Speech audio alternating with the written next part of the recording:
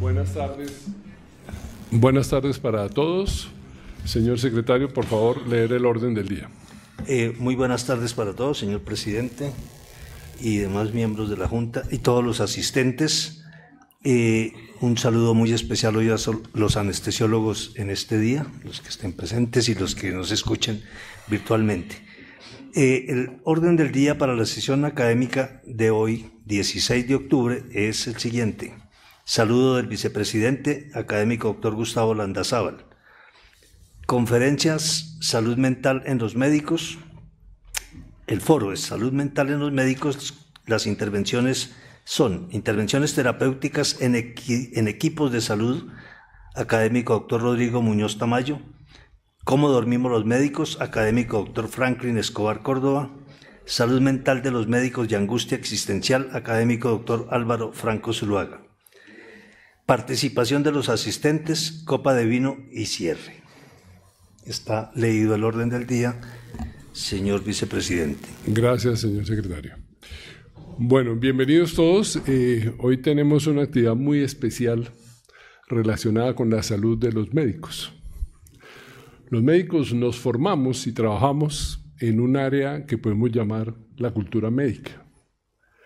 La cultura médica es un medio exigente intelectualmente, que busca siempre el virtuosismo en su desarrollo profesional, no permite equivocaciones. Nosotros tratamos el dolor y la vida de los congéneres, y eso hace que sea muy exigente. Por eso mismo, tenemos la tendencia a creernos invulnerables, a creernos que tenemos la posibilidad de desarrollar todo. Y eso hace que nos cueste mucho trabajo aceptar que somos vulnerables, que nos podemos enfermar. Eso lleva a que el médico se autodiagnostique con mucha frecuencia y retarda su propia atención. Y fuera de que se autodiagnostica, se autoformula. Yo creo que si todos nos ponemos a pensar el último año, el 82% de nosotros nos autoformulamos. Y es algo que es una situación muy grave. Esa autoformulación usualmente se da primero en analgésicos y antiinflamatorios. Segundo, se da en antibióticos. Y tercero, se da en drogas de psicofármacos. Y eso es algo que es ya grave. Y ahí es donde resalta la gran importancia que tiene la reunión de hoy, que vamos a hablar del componente de la enfermedad mental del médico. Y afortunadamente, en nuestra academia contamos con un grupo excelente de psiquiatras, muy trabajadores, muy dispuestos a colaborar. En el último tiempo hemos visto la cantidad de reuniones y actividades que han desarrollado, y pues es motivo especial para nosotros que hoy tratemos este tema que es trascendente y que pasa con mucha frecuencia desapercibido. Señor secretario, sigamos con el orden del día. Bueno, la primera charla sobre este foro que se ha organizado de salud mental en los médicos es intervenciones terapéuticas en equipos de salud, que nos presentará el académico doctor Rodrigo Muñoz Tamayo, quien es médico cirujano de la Universidad del Rosario, psiquiatra de la Universidad del Bosque, especialista en psiquiatría en niños y adolescentes de la Universidad de Londres. Pertenece a varias sociedades, entre ellas Asociación Colombiana de Psiquiatría, Americana de Psiquiatría, Instituto Colombiano del Sistema Nervioso, Clínica Montserrat. Los cargos que tiene en la actualidad es instructor en el Hospital Militar Central, psiquiatra de la Clínica Montserrat, coordinador de salud mental de Colsanitas, jefe del Departamento de Salud Mental de Colsanitas, profesor en la Fundación Universitaria Sanitas, profesor asociado de la Universidad del Bosque, miembro de la Junta Directiva de Colsanitas y Clínicas de Colsanitas, rector de la Fundación Universitaria Sanitas y miembro del Consejo Directivo de la Fundación Universitaria Sanitas. Tiene varias publicaciones, artículos en revistas nacionales e internacionales y varios capítulos de libros sobre temas en psiquiatría. Doctor Muñoz, tiene el auditorio.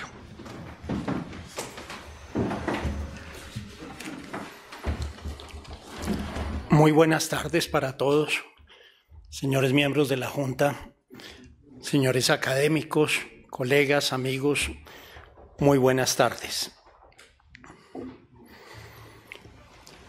La primera pregunta que creo que debemos hacernos es si los hospitales donde vivimos muchos de los médicos son entornos saludables.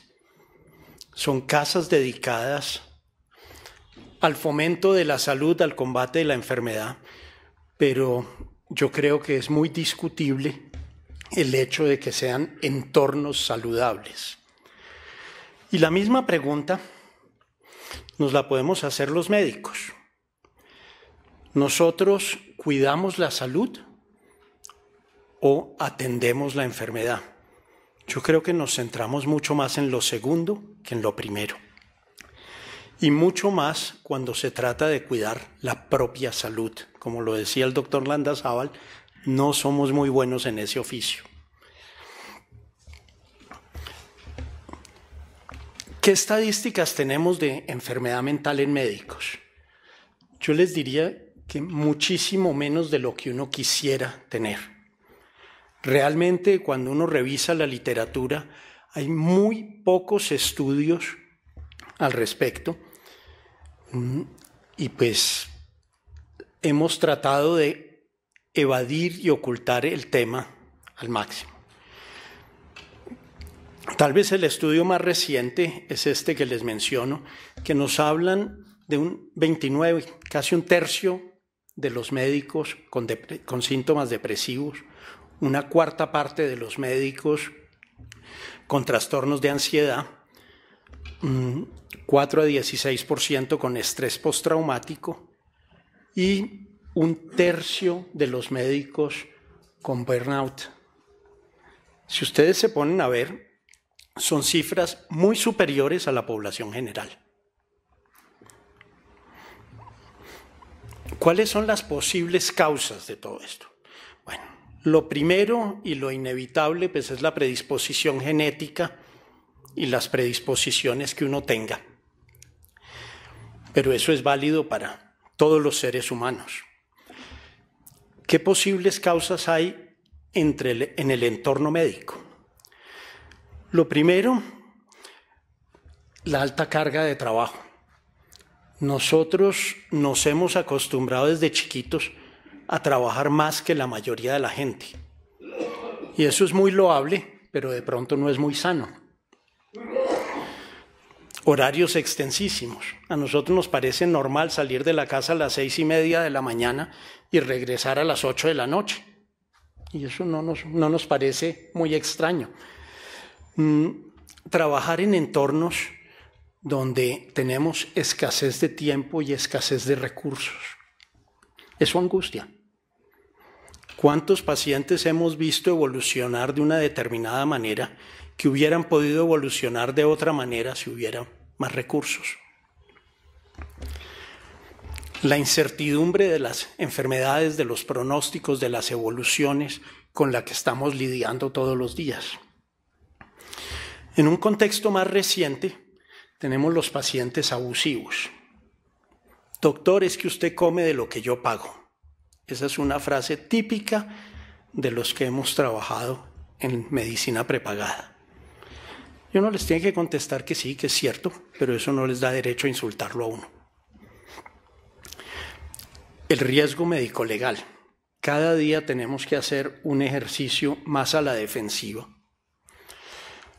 Por otro lado, están los temas, como también lo mencionaba el doctor Landazábal, que se me adelantó en la conferencia, las personalidades competitivas, perfeccionistas, narcisistas, que de eso nunca hemos visto entre los médicos, ¿no? Y por último, el tema del estigma. De nuevo, de eso no hay muchos estudios. Pero en un estudio del 2017 nos encontramos en una encuesta a médicos unos temas interesantes. 40%, es decir, casi la mitad de los médicos, creen que la ansiedad y la depresión les generan incompetencia para ejercer. 47% creen que si tienen un antecedente de ansiedad o depresión, es menos probable que los contraten. 40% considera que no debe buscar ayuda para no comprometer la licencia.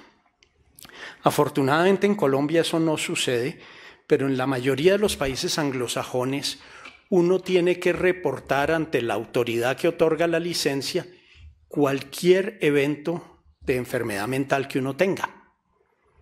Y en los boards no miran con buenos ojos si uno les cuenta que uno tuvo una depresión. Ese es el nivel de gravedad de las cosas. Entonces ahí es donde nosotros tenemos que pensar, bueno, ¿qué hacemos al respecto? ¿Cómo vamos a trabajar? Lo que yo les voy a contar hoy es un poco el fruto del trabajo que hicimos por muchos años y que se continúa haciendo en clínicas colsánitas, donde nos dieron la posibilidad de trabajar y de hacer intervenciones sobre los equipos terapéuticos. El primer principio que uno tiene para intervenir en un grupo terapéutico, y ahí estoy hablando médicos, enfermeras, terapistas, todo el equipo interdisciplinario que conforma un grupo terapéutico en un hospital. Primero que uno tiene que pensar es que emoción que yo no reconozco como ser humano, si yo no reconozco que tengo ansiedad, que tengo rabia, que estoy frustrado, que estoy triste, termino actuando sin darme cuenta esa enfermedad, ese malestar. Entonces vemos con frecuencia ese médico que responde furioso ante cualquier cosa. Y no es que sea grosero, no es que sea mala persona, no, está estresado, está angustiado, pero no lo reconoce. El otro principio fundamental es que todas las emociones son normales y uno no puede controlar las emociones que uno siente. Yo no puedo decir yo no voy a sentir rabia o yo no voy a sentir tristeza. Es como decir yo no voy a sentir hambre. Lo que sí puedo controlar es lo que hago con la emoción. Cuando yo tengo rabia, yo tengo la opción de escoger sacar el puño y pegarle a otra persona, o de pronto controlarme y manifestar mi rabia de otra manera. Pero nadie me puede impedir sentir la rabia. En esto hay que pensar mucho en hacer intervenciones formales y muchas informales, por la razón que exponía el doctor Landazábal. Somos renuentes a buscar ayuda.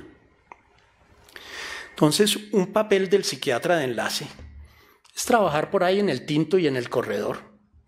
Y uno se entera de cositas y busca el momento oportuno para tener una charla con la persona de la que le cuentan y ayudarle a manejar las situaciones más adecuadamente. Yo me acuerdo, por ejemplo, un neurocirujano queridísimo, buenísima persona. Y un día nos enteramos que en salas de cirugía lo llamaban Hulk. Pero ¿cómo así? Sí, el señor que nosotros nos encontramos en el corredor es un tipo amable, querido, simpático. Bueno, pues el señor entraba a cirugía, se estresaba y se convertía en ese monstruo verde. Y era absolutamente furioso. Yo creo que todos hemos conocido algún caso así. ¿Sí? Entonces, pues con ese señor uno no puede citarlo a una reunión con el grupo de cirugía a decirle eso, porque tiene que darse las mañas de, en un corredor, en un tinto, de alguna manera, ir pasándole el mensaje que hay algo que hacer al respecto. Ahora que está tan de moda el tema de la humanización con los procesos de acreditación, es muy importante que las instituciones entiendan que la humanización comienza por los empleados. A mí no me pueden pedir que le dé un trato humanizado a las personas si me tratan a mí a las patadas. Porque finalmente todos terminamos dando lo que llevamos por dentro. Si yo estoy lleno de rabia y de frustración, pues yo no puedo ser muy amable y muy querido. Otro principio fundamental es la confidencialidad. Todas estas cosas que manejamos nosotros tienen que ser con la garantía para la persona que nosotros no vamos a hablar. Yo tengo una forma muy particular de demencia que se activa apenas se cierra la puerta de mi consultorio. Yo no me acuerdo de lo que pasó. Se me olvida de por vida. Y si me llega alguien a preguntar, ahí sí que se me olvida completamente. Nosotros teníamos en la Reina Sofía, por ejemplo, un servicio de atención en crisis para los empleados. Y coordinamos eso con recursos humanos, con desarrollo humano de la organización, pero les pusimos una sola condición, que es que nosotros no íbamos a escribir una letra en ningún sistema. Nosotros llevaríamos una hojita en nuestra oficina con el récord de lo que habíamos hecho con esa persona, de las recomendaciones que le habíamos dado, pero que nunca le íbamos a contar a nadie qué se habló y qué se hizo. Y el otro principio sobre el que hay que trabajar es la psicoeducación. ¿Qué es esa palabrita? Mucha gente cree que es conocimientos en asuntos psicológicos. No. Psicoeducación es un conocimiento que se traduce en un cambio de comportamiento. Yo puedo saber, y todo el mundo lo sabe, que el cigarrillo no es conveniente para la salud. Pero ese conocimiento no sirve para nada si no soy capaz de dejar de fumar. Lo que sirve es dejar de fumar, no es saber que el cigarrillo es malo. Ese es el tema de la psicoeducación, es que a partir del conocimiento se modifique el comportamiento. Nosotros tenemos que trabajar mucho los temas de psicoeducación en salud. No es que nosotros les recomendamos una cantidad de cosas a nuestros pacientes, es que nosotros las hagamos también. ¿Cuáles son los modelos de intervención directa que nosotros llevábamos a cabo? Comenzamos por unas reuniones por las cuales nos odiaban porque era más o menos citar a la brava a la gente, a la reunión. Después vinieron todas estas cosas maravillosas de la calidad y obligaron a que todos los departamentos y los servicios tuvieran lo que se llaman los comités primarios. A uno no lo acreditan si no muestra un acta de un comité primario mensual en cada servicio. Y eso para nosotros era el terreno perfecto. ¿Qué se hace en esas reuniones? Trabajar mucho los problemas de comunicación que puede haber en un determinado servicio. La comprensión de los procesos administrativos y las dificultades del otro. Una pelea clásica de los hospitales es la pelea de un botiquín con los de farmacia. Que mire que pedimos la ampolla de cualquier cosa hace 1 hora y no la han subido. Esa persona que está pidiendo la cosa tiene que entender que no es la única llamada que recibe el de farmacia. El de farmacia está recibiendo una cantidad de llamadas y una cantidad de presiones, pero como no lo ve, pues él tiene la necesidad de su ampolla y nada que le llega a su ampolla y tiene la angustia de poner su ampolla rápido y muy fácilmente termina en conflicto con el otro servicio. ¿Sí? O que es que los de radiología no han bajado el paciente, o es que no le dejaron allá al paciente, no lo han subido. Todas esas cosas que vivimos en la cotidianidad, en nuestro ejercicio en clínicas, que terminan enfrentando la gente si eso no se entiende y no se maneja. Toda la educación que uno pueda brindar acerca de salud mental, de reacciones emocionales, de síntomas, que permita la desestigmatización. Las enfermedades mentales que comprometen el funcionamiento de un ser humano, afortunadamente, son la inmensa minoría. Si hay un campo en el que el pronóstico de las enfermedades ha cambiado en el lapso de mi vida, yo me atrevería a decir que es el nuestro. Ustedes van hoy a la clínica Montserrat y les cuesta mucho trabajo encontrar un esquizofrénico. Que la mayoría de los esquizofrénicos están siendo manejados ambulatoriamente y viven en su casa y tienen un mejor funcionamiento que hace que no sea necesario tenerlos hospitalizados. Yo no estoy diciendo que el problema de la esquizofrenia ya está resuelto, no, pero ha cambiado muchísimo el pronóstico. Ni hablar de ansiedad y depresión, que son las más frecuentes. Entonces, la inmensa mayoría de las enfermedades mentales son gripas emocionales. Y de eso se mejora uno. ¿Sí? Y ese es el concepto que nosotros tenemos que tener. No lo que piensa el 40% de los médicos, que la ansiedad y la depresión son enfermedades invalidantes. ¿No? Son problemas perfectamente manejables, como una gripa, una bronquitis. Obviamente, si uno deja que se complique una gripa, que se vuelva bronquitis, de neumonía, etcétera, etcétera, pues termina uno muriéndose. Pero la idea no es que uno no se muera de eso.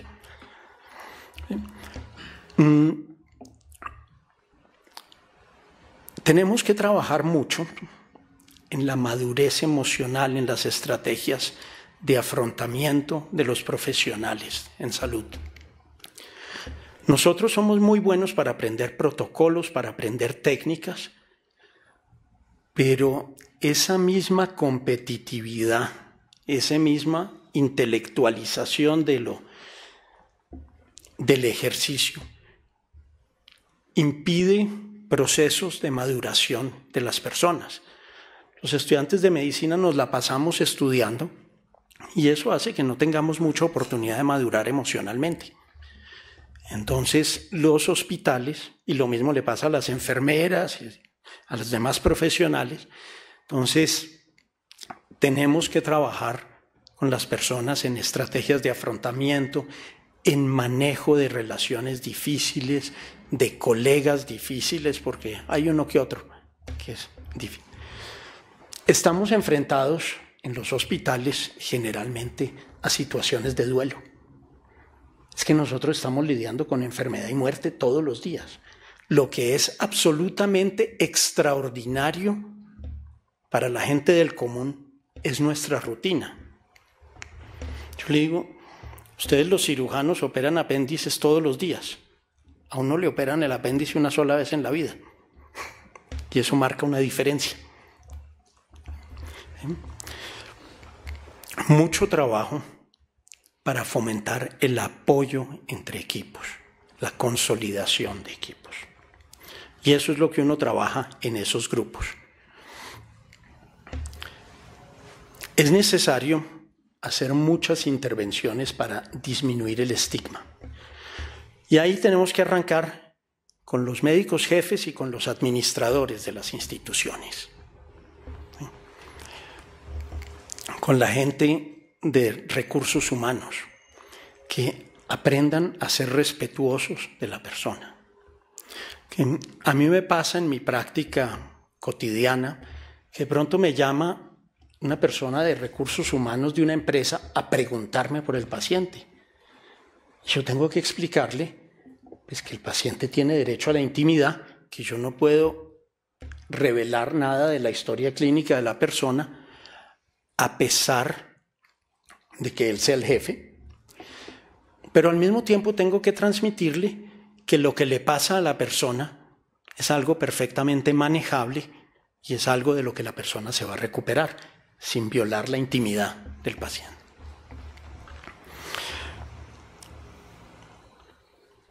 Toda la información realista sobre trastornos mentales, la normalización de las reacciones emocionales,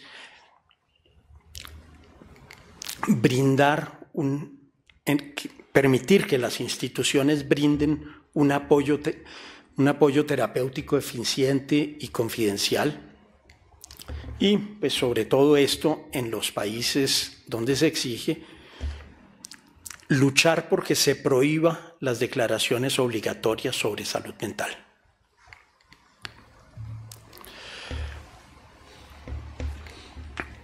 ¿Qué otras intervenciones indirectas o en la organización se pueden hacer? Lo primero es pensar la palabra flexibilidad, que en los hospitales nos cuesta mucho trabajo. Tenemos que trabajarla.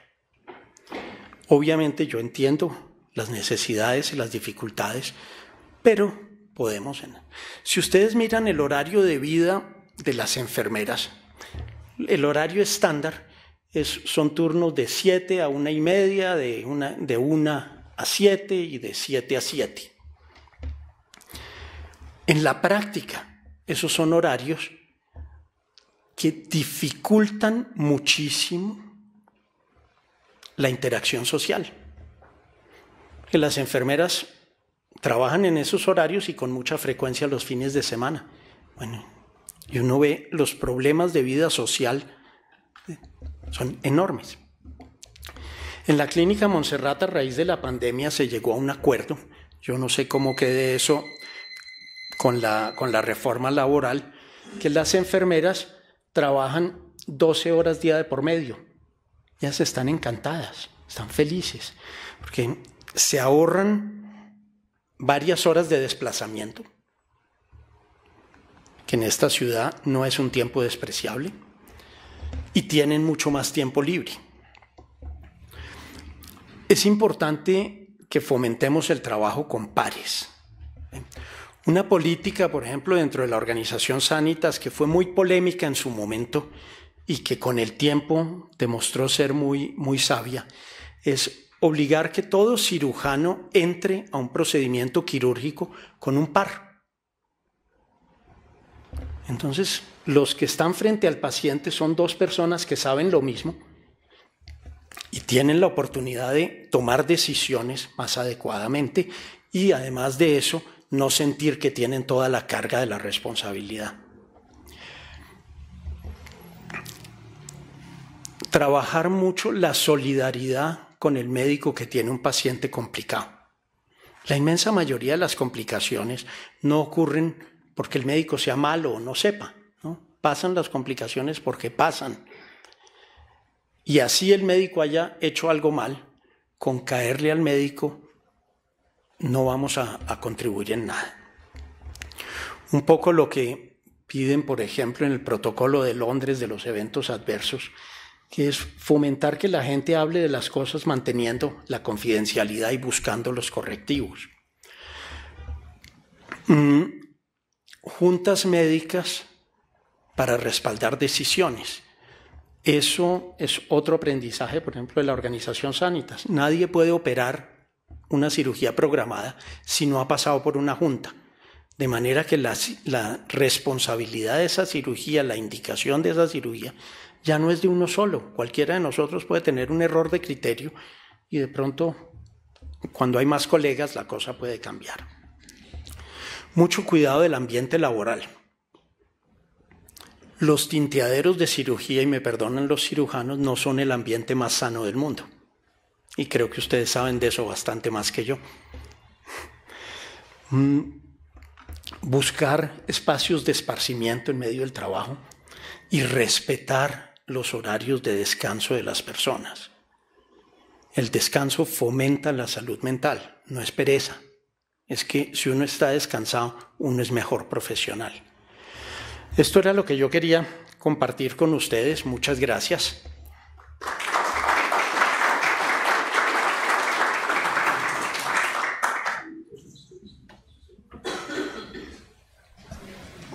Gracias, académico Muñoz, de verdad, qué gran presentación. Las cifras que usted presenta de síntomas depresivos, de ansiedad, estrés postraumático, el burnout, y que nosotros no buscamos ayuda. La carga de trabajo, y más en nuestro medio donde tenemos que trabajar en 3 y 4 partes para poder completar el sueldo. esos horarios extensos que usted menciona, que no es excepcional que uno llama a un colega, a un amigo, a un familiar a las 10 de la noche, porque eso es lo normal para uno, pero no es lo normal para las demás personas. Cuando a veces los llama uno ya están descansando. La confidencialidad y la psicoeducación, qué temas tan importantes. Bueno, continuando con el programa, la siguiente charla es ¿Cómo dormimos los médicos?, tema que nos presentará el académico Franklin Escobar Córdoba. El doctor Franklin Escobar Córdoba es médico cirujano de la Universidad Nacional de Colombia, especialista en psiquiatría de la misma universidad, magíster en psiquiatría forense de la Universidad Nacional de La Plata, doctor en medicina de la Universidad Nacional de La Plata, experto en medicina del sueño del Comité Colombiano de Acreditación en Medicina del Sueño, pertenece a varias sociedades científicas. Los cargos que ha ocupado: secretario de la Asociación Colombiana de Psiquiatría, vicepresidente de la Asociación Colombiana de Medicina del Sueño, Asociación Colombiana de Medicina del Sueño, secretario de la Red Latinoamericana de Educación del Sueño, en el Sueño, Organización Mundial de la Salud, presidente de la Asociación Colombiana de Medicina del Sueño, investigador senior del Ministerio de Ciencias, Tecnología e Investigación, presidente de la Red Iberoamericana de Salud Mental aplicada a lo forense, coordinador investigador de la Fundación Sueño Vigilia Colombiana, profesor de la Universidad Nacional de Colombia, ha recibido múltiples distinciones y tiene más de 150 artículos y publicaciones en revistas nacionales e internacionales. Doctor Franklin, tiene usted la palabra. Muchas gracias por la presentación, doctor Borraes. Primero que todo, un saludo a la Junta Directiva de la Asociación de la Academia Nacional de Medicina, a su presidente, vicepresidente, el canciller, el secretario, el tesorero. Muchas gracias por estar acá. Igualmente un saludo a todos nuestros académicos presentes y los que están a nivel virtual y demás asistentes a este simposio sobre salud mental en los médicos. Yo quería traer primero que todo esta imagen que nos menciona que el día 10 de octubre se ha consagrado mundialmente como el Día de la Salud Mental y bueno, es importante que lo celebremos cada año y con la nueva ley de salud mental que tenemos en nuestro país, que hace poco fue también un foro acá en esta academia, el mes de octubre también se considera el mes de la salud mental. No quería avanzar.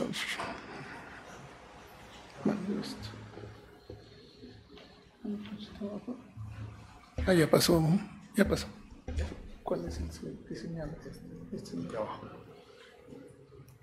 Ah, listo, señal. Ok, gracias. Bueno, para mí es un agrado compartir esta sesión académica con dos grandes amigos como son el doctor Álvaro Franco y el doctor Rodrigo Muñoz, miembros del Comité de Salud Mental. Esperamos seguir trabajando bastante bien durante los próximos años. ¿Cómo dormimos los médicos? Es la pregunta que se me encomendó y la respuesta es muy fácil, dormimos muy mal. Prácticamente ahí podría terminar la conferencia. No tengo ningún conflicto de interés y hoy quería comentarles, explorar un poco cómo es el impacto del trabajo médico en el descanso. Ya el doctor Muñoz nos ha hablado de este tema, mirar la importancia del sueño para los médicos, identificar también su relevancia y proporcionar al final algunas recomendaciones. El sueño es muy importante para la recuperación física y mental y es necesaria para el funcionamiento adecuado de los médicos. Ya vimos cómo las jornadas extensas, los turnos nocturnos, las guardias prolongadas alteran los ritmos circadianos, reducen la calidad de sueño. Las consecuencias son que se altera la salud y el desempeño, pero existen ya estrategias que podemos utilizar para mejorar el descanso y la seguridad. El sueño cumple funciones fisiológicas ya bastante bien conocidas, como regula la consolidación de la memoria, la reparación celular, el equilibrio hormonal, modula el sistema inmunológico. Los ritmos circadianos se acoplan perfectamente al ciclo de luz-oscuridad. Los ciclos de sueño alterados, por lo contrario, causan fatiga, causan disminución de las funciones cognitivas, irritabilidad y riesgos cardiovasculares. Y el sueño es esencial no solamente para descansar, sino para tener un bienestar físico y mental integral. La calidad de sueño es algo que deberíamos perseguir todos. ¿Y qué es la calidad de sueño? Es una medida que el sueño debe ser satisfactorio, reparador y cumplir con las necesidades fisiológicas y psicológicas del individuo. Y en general lo evaluamos en medicina del sueño como la facilidad para conciliar el sueño, tener una adecuada duración del sueño, una cantidad y calidad de las diferentes etapas de sueño, no tener despertares nocturnos muy frecuentes, tener al día siguiente una buena sensación de haber dormido bien y mantener una vigilia con un funcionamiento adecuado. Las características del trabajo médico ya las comentó el doctor Rodrigo Muñoz, sin embargo vale la pena mencionar que las rutinas de sueño inestables que tenemos los médicos, sobre todo los que trabajan por turnos o largas jornadas diurnas que incluyen la noche.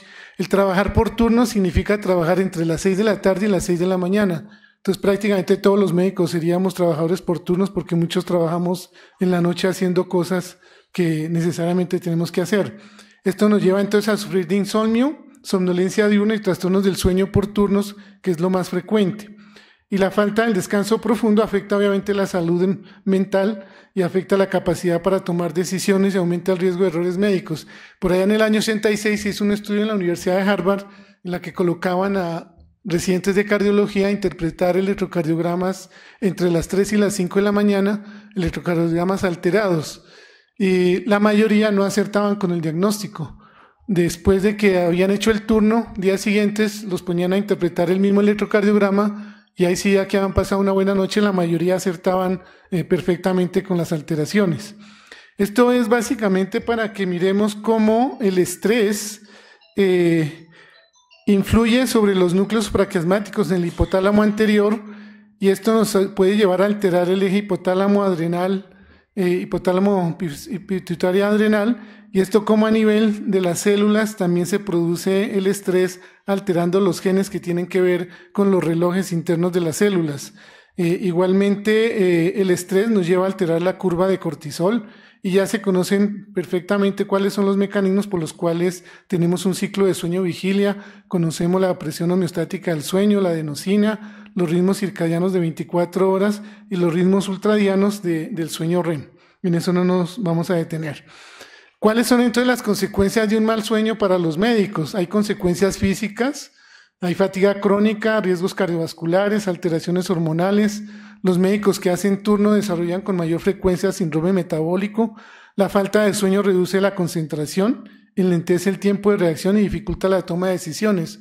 Una persona que hace un turno de 24 horas, al día siguiente está considerado que podría tener una embriaguez por alcohol grado 1. Y por eso no se recomienda que las personas que hacen turnos, los médicos que hacen turnos, sobre todo residentes y médicos que hacen turnos, al día siguiente conduzcan algún vehículo, utilicen preferiblemente el transporte público y así van más seguros a su casa. Hay varios accidentes reportados en la circunvalar aquí en Bogotá, de médicos que trabajaban en hospitales del centro de Bogotá, que sufrieron accidentes en ocasiones fatales. La idea es que esto no se repita.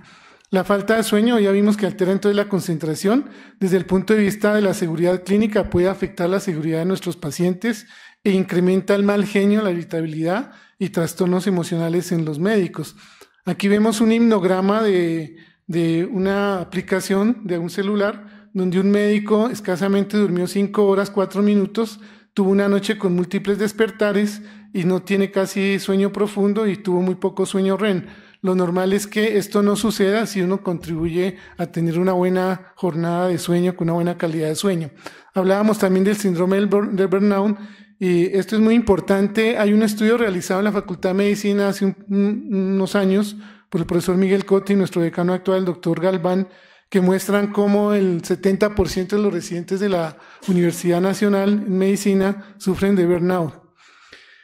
Igualmente el burnout pues, se acompaña de alteraciones del sueño, están relacionadas con guardias y privación de sueño que van a llevar a un agotamiento emocional, dificultad para manejar situaciones críticas, contribuyen con una despersonalización, baja realización personal de los médicos. Sabemos que los médicos que trabajan en urgencias, los que hacen turnos, los médicos forenses, los que tienen que ver con el enfrentamiento diario de víctimas de violencia, son los que más se afectan de burnout. Y el 80% de los médicos que tienen burnout son médicos que sufren generalmente una mala calidad de sueño.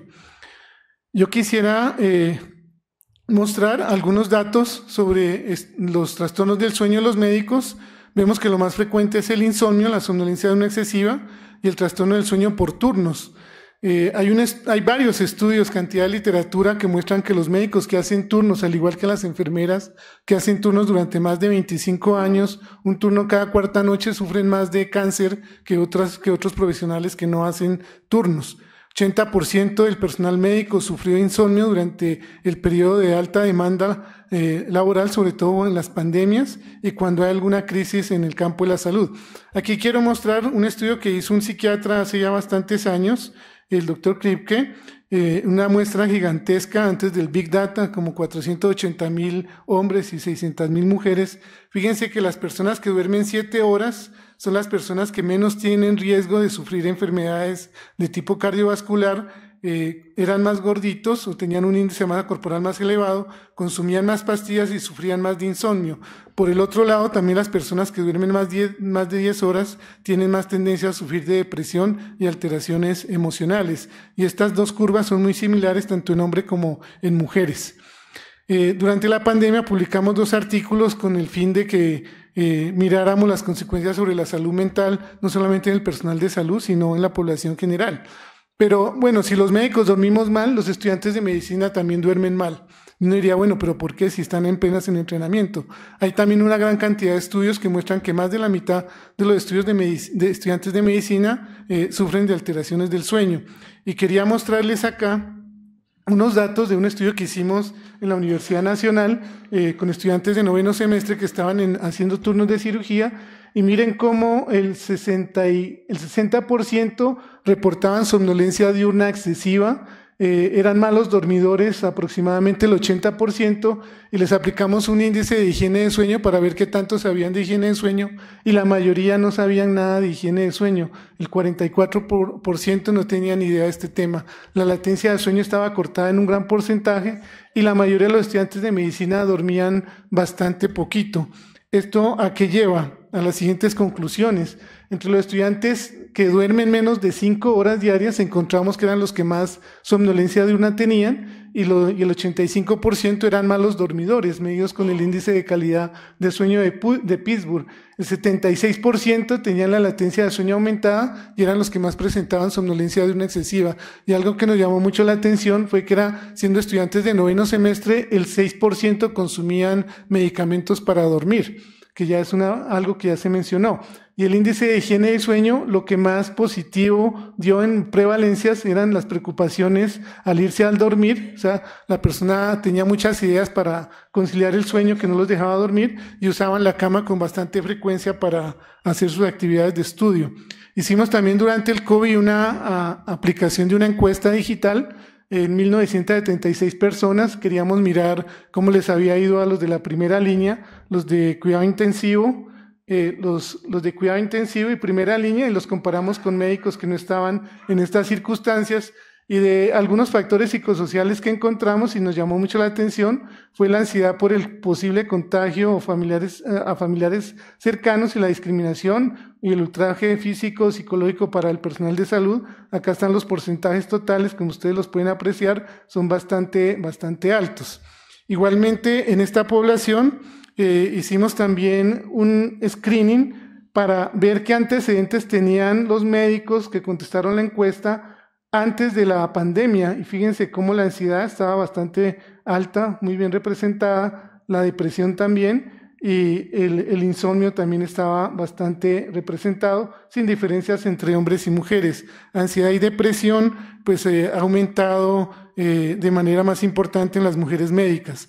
Por otro lado, el consumo de medicamentos también lo evaluamos. Fíjense cómo antidepresivos, una cifra muy similar en porcentaje a los que sufrían de depresión, lo mismo que los que consumían hipnóticos, 1.92% de los médicos que estaban en pleno COVID. Comparamos entonces los de primera línea con los que no estaban en la primera línea, y lo que más resaltamos es ansiedad por posible despido al contraer la enfermedad, ansiedad por posibilidad de muerte o secuelas, ansiedad por posible contagio a familiares cercanos y la discriminación de la cual fueron objeto un 18% de los médicos. Todas estas situaciones de ansiedad necesariamente nos llevan a que los médicos pues duerman bastante mal. El trabajo por turnos desafortunadamente es algo que no deberíamos recomendarlo a nadie, porque pues nosotros estamos fabricados genéticamente para no trabajar en las noches, y estamos hechos para descansar y dormir. Pero bueno, sabemos que las presiones de la industria, el comercio, las situaciones sociales pues requieren de que haya médicos que trabajen en las noches. ¿Qué estrategias y recomendaciones podemos tener? A nivel de estrategias no farmacológicas, los médicos deberían ser muy conocedores de lo que es la higiene del sueño, tener horarios regulares, limitar el uso de dispositivos y pantallas antes de irse a dormir, practicar el mindfulness, la meditación. Siempre es bueno que los médicos hagamos técnicas de relajación. No utilizar cafeína lo posible en horas de la noche, y tampoco exponernos a la luz artificial, y más bien sí utilizar la luz natural. Por ahí he tenido una cuestión anecdótica que les quería comentar, y es algunos radiólogos que he tenido oportunidad de tratar porque sufren de depresión asociada a la falta de luz. Y el tratamiento ha sido básicamente que el radiólogo salga cada 2 horas y tome el sol, y con eso se han mejorado. Dormir también por lo menos 1 hora o un par de horas antes de irse al turno también es algo beneficioso, que hace que el turno sea un poco más placentero o más llevadero. También la limitación de horas de trabajo debería ser algo importante. En Colombia afortunadamente esto está ya más o menos regulado, que no hay turnos de 24 horas y que se debería trabajar máximo 60 horas al mes. Ya les comenté que trabajar más de 4 turnos al mes hace que se aumenten las prevalencias de enfermedades cardiovasculares y cáncer si trabajamos durante muchos años. El descanso en los hospitales y el espacio merecen un comentario siguiente. El apoyo psicológico también es muy importante para los médicos, buscar un apoyo con otros colegas o con psicólogos o psiquiatras, y el impacto en la seguridad clínica, si tenemos médicos bien descansados, pues mejora la calidad de la atención. Estuve tratando de buscar en internet una imagen que me permitiera ubicar una sala de descanso para los médicos, y esta fue la única que encontré, y eso colocando las palabras en inglés. Hay cantidad de fotos de cómo son las habitaciones de los hoteles, de los pacientes, pero no de dónde pueden descansar los médicos en el hospital. Y es muy importante que haya esas condiciones adecuadas para los médicos que están de turno, tengan un sitio agradable donde puedan ir y descansar, así sea un par de horas, una media hora. Eso los va a recuperar para tolerar de mejor manera el turno y tener las condiciones que menciono ahí, que haya oscuridad, que haya falta de ruido, que la temperatura también sea una temperatura agradable que fomente el sueño. Finalmente quiero que tengan ustedes oportunidad, los que quieran, de sacar su celular, enfocar cualquiera de estos QR. En el primer QR van a poder evaluar la escala de somnolencia de Epworth. Son 8 puntos, se contesta fácilmente y les da el resultado si sufren de somnolencia diurna excesiva en este momento. También pueden detectar si tienen riesgo de apnea del sueño con el Stop Bank o con la escala de Berlín. Si quieren, por favor, hagan el ejercicio. Y ya casi terminamos. Pueden enfocar una sola porque pues es más práctico.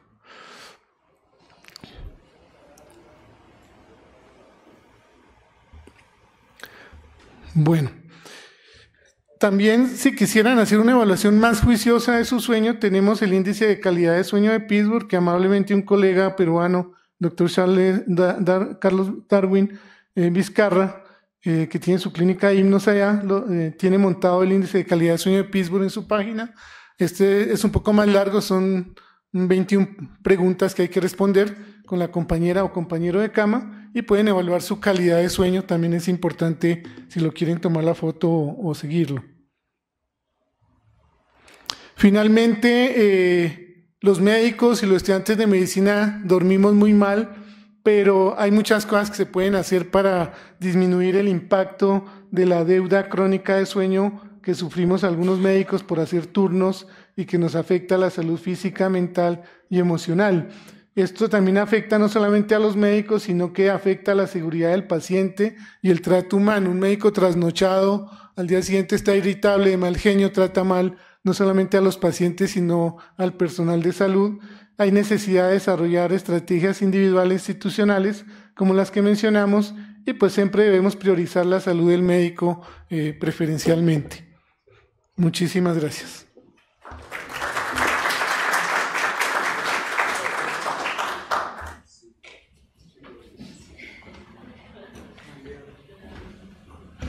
Gracias, académico Escobar, por ese tema.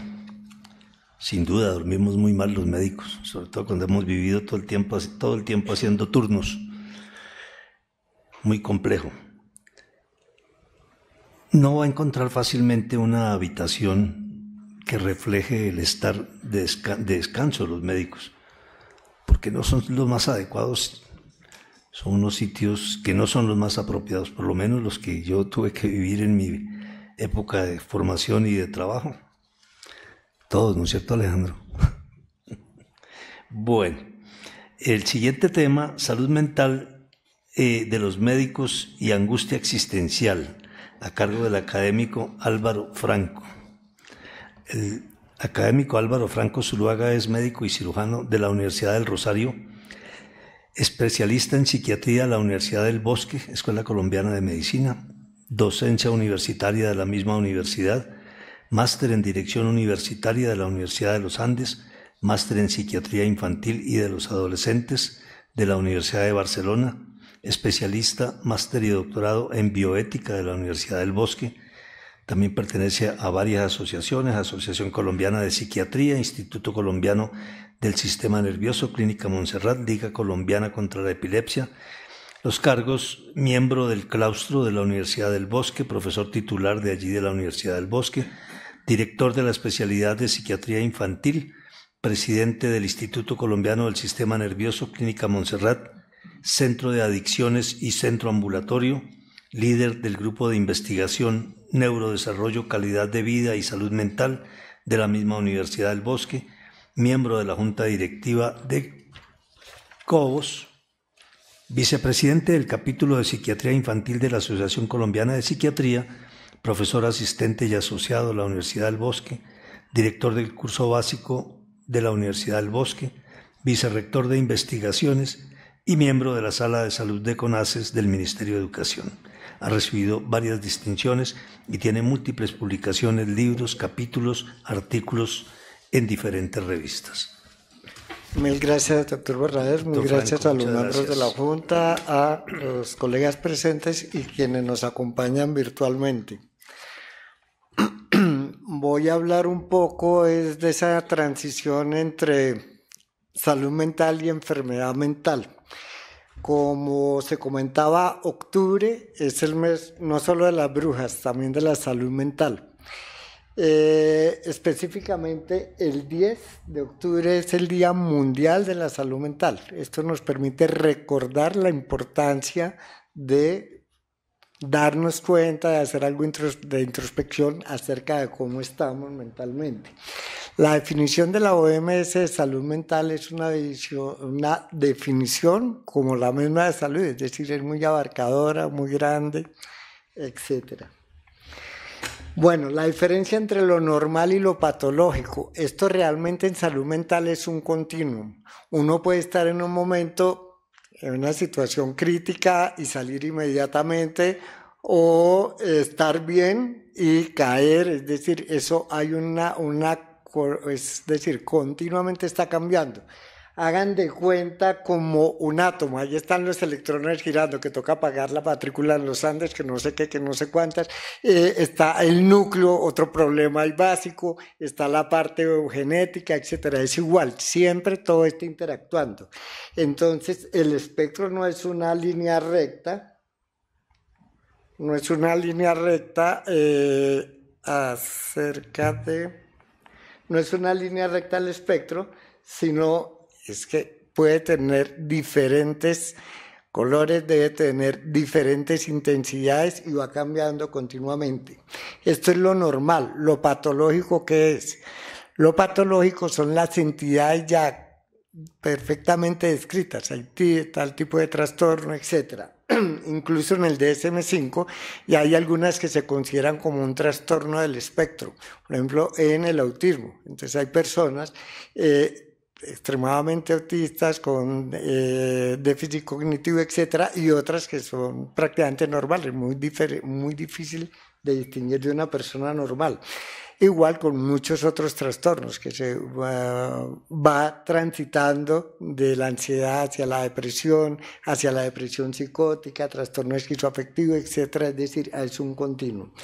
Pero cuando empieza a ser anormal, cuando genera interferencias en tres ámbitos fundamentales de la vida familiar, la sociabilidad y la laboral o académica.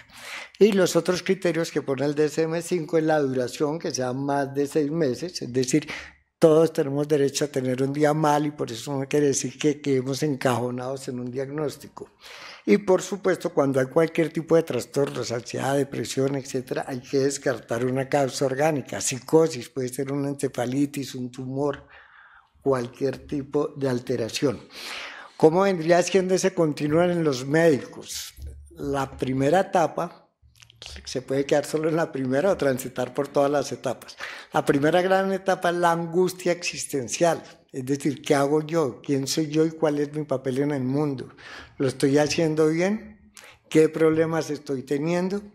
Todo esto es lo que confluye en el sentido de la vida, que es la parte existencial, en la necesidad de comprender la libertad. Esto no es tanto el azar, sino que me lo busqué.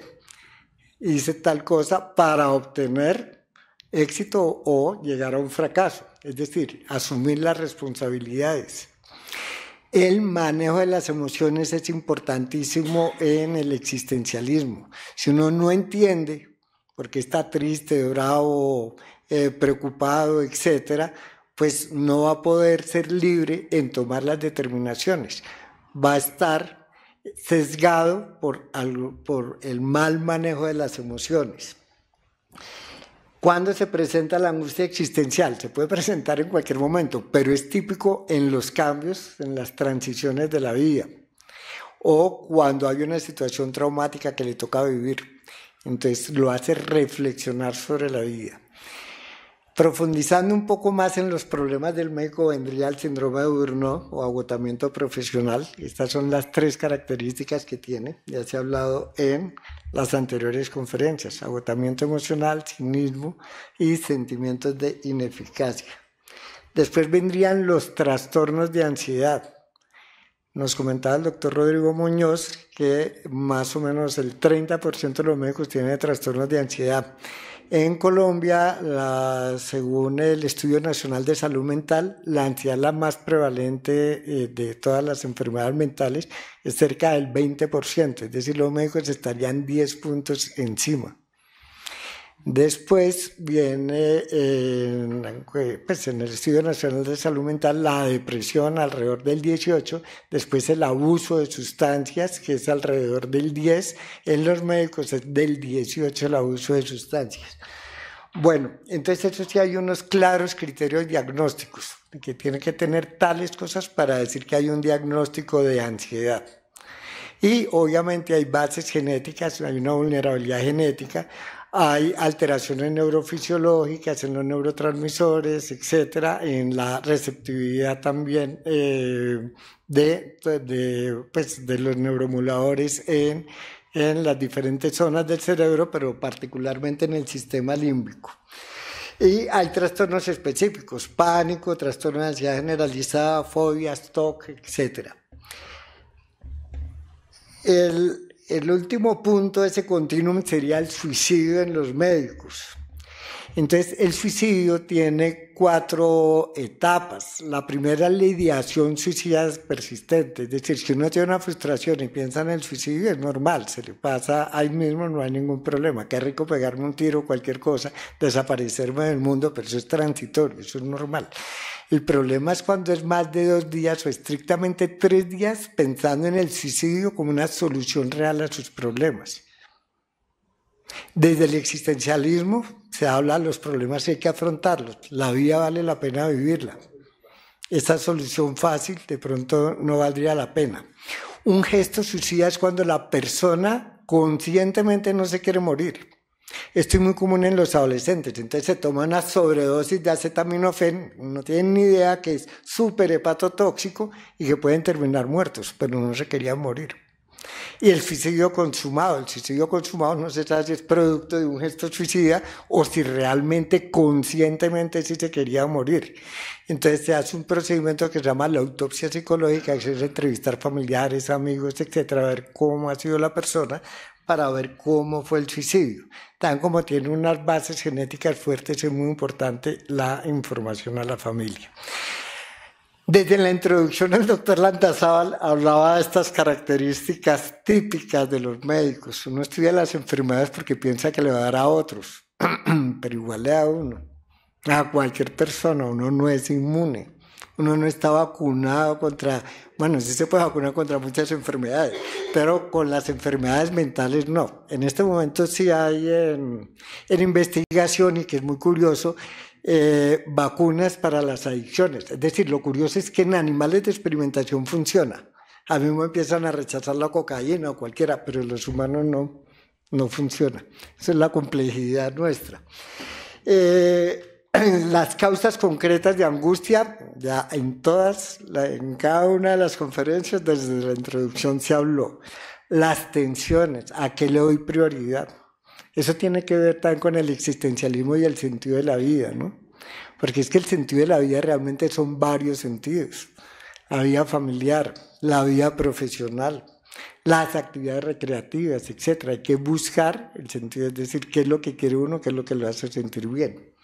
Ya los problemas que comentaba el doctor Muñoz de las demandas, el exceso de trabajo, etc. ¿Cómo vendría siendo el modelo de comprensión? Un modelo es decir, es un monacho, como se dice popularmente, para entender una realidad compleja. Acá la realidad compleja solamente hay 5 ejemplos, sino que todo interactúa con todo, pero pueden ser 20 ejemplos.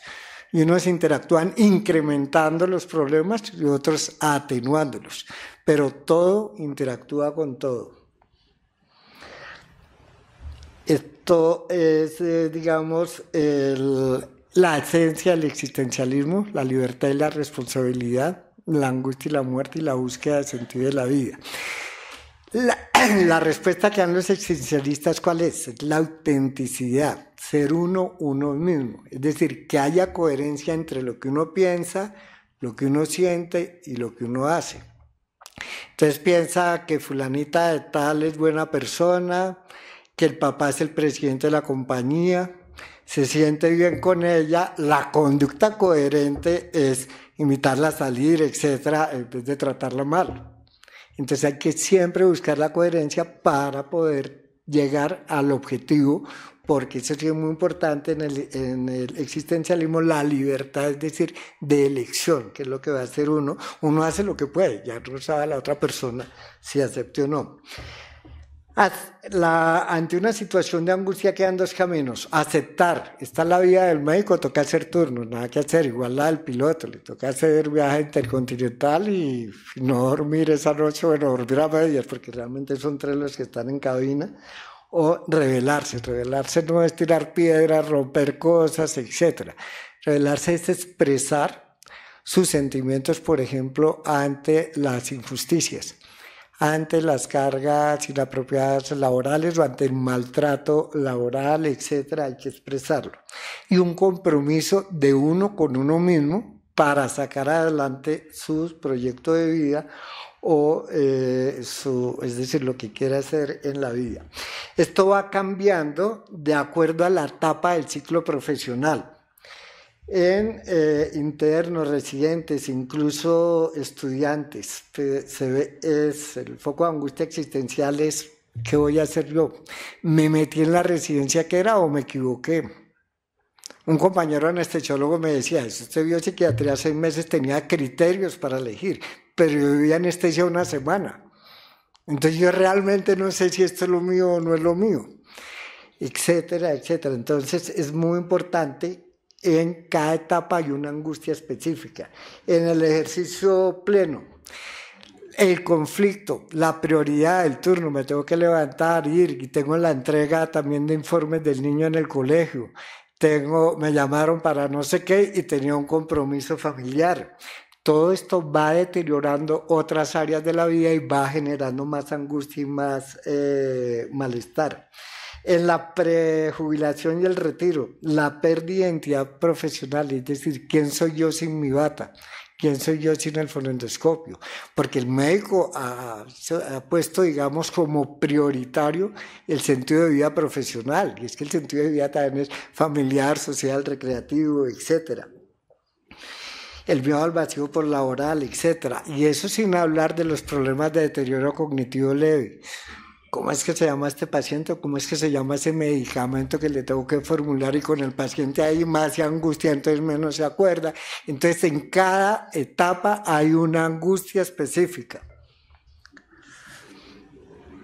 La creación del sentido de vida personal es algo importantísimo en salud mental. Eso no es nuevo, eso es del oráculo de Delfos. Conócete a ti mismo. Eso es la parte central. Comprender lo que hemos hablado, el sentido de vida tiene diferentes dimensiones. Pues profesional, económico, es decir, cada uno de acuerdo a sus valores le va a dar una importancia espiritual, etc.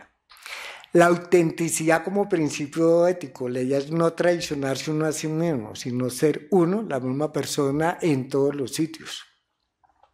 Y la aceptación de la angustia, la vida viene con esto, pero es que la angustia no es mala. La angustia le permite reflexionar, le permite cambiar, le permite pedir excusas, hacer actos compensatorios si se ha equivocado, disfrutar los triunfos, es decir, y esos triunfos muchas veces llegan por el motor de la angustia. Ustedes perfectamente se acuerdan que la angustia es la fundamental en el instinto de vida. La presa ve al depredador y sale corriendo por la angustia, por la ansiedad, o sea, eso es fundamental. En la cultura popular hay muchísimos libros, películas, etcétera, que hablan de la angustia existencial en los médicos, pero hay dos muy características. Match. ¿Qué hago yo operando a este paciente, etcétera? Sale el paciente de nuevo al frente y cuando llegan ya no los heridos, sino los muertos, ahí llega el que lo operaron 12, 14 horas y le hicieron todo lo que quisiera. ¿Qué sentido tiene la vida? Entonces lo pone a pensar. Todas las situaciones críticas, pues la principal, la de la guerra. Pues ustedes lo estamos viendo todos los días en los noticieros. Segunda Guerra Mundial, 60 y pico millones de muertos. O sea, es que eso es terrible. Entonces, ¿qué pasa en Match? La búsqueda del significado, dar sentido a su labor. Porque el sentido concreto de salvar vidas se pierde, sale y tumban el helicóptero en que estaba saliendo. El humor y el sexo como una herramienta para sobrellevar todo ese horror. Es decir, hay que buscar la adaptación, la aceptación. Estoy en esta situación de guerra, pues me tocó estar acá. El Dr. House, insatisfacción, tiene dificultad para encontrar su propia vida. Ahí vemos cómo él priorizó fundamentalmente fue la profesión sobre los otros aspectos de la vida. Y se fue quedando cada vez más solo y cada vez con más problemas. Búsqueda de desafíos, es decir, es un reto total saber qué es lo que tiene ese paciente y ponerse contenta si hubiera descubierto que lo que tiene es necesariamente mortal. Entonces queda descontento porque de pronto descubrió algo que va a ser muy complicado en esa persona. El aislamiento de él y lo que les digo, la pendiente resbaladiza. Nosotros todos estamos en esa pendiente. Hay alguna situación específica y podemos caer en un trastorno mental. Podemos caer en un trastorno mental, pero también hay soluciones. Una de las soluciones es a través del constructivismo social, que es lo que vamos a hacer ahorita. Salimos, nos tomamos una copa de vino, conversamos nuestra situación, arreglamos el país. Acá sí tenemos la posibilidad, particularmente los miembros de la Junta y el Comité de Salud, poner un granito de arena en arreglar la situación de salud del país. Es decir, no todo se queda en palabras. Pero el hecho de que se quede en palabras y salir con los amigos a arreglar el país es supremamente terapéutico. Bueno, como conclusión en la aceptación y compromiso del rol del médico, somos médicos, entonces hacerlo bien o hacerlo muy bien, tratar de hacerlo muy bien, pero también al mismo tiempo somos padres o hijos o esposos, etcétera, tenemos otros roles familiares, al mismo tiempo somos los integrantes del equipo de lo que sea, de fútbol o de cualquier cosa, etcétera. Reconocer el continuo entre éxito y fracaso, y que uno a veces está más hacia un lado y otras veces en el otro, y que es muy importante el esfuerzo personal para obtener los logros. Como es importante la red de apoyo psicosocial, que es lo que vamos a hacer ahorita, y buscar la coherencia entre lo que piensa, lo que siente y lo que hace para llegar a la autenticidad. Bueno, mil gracias por su atención.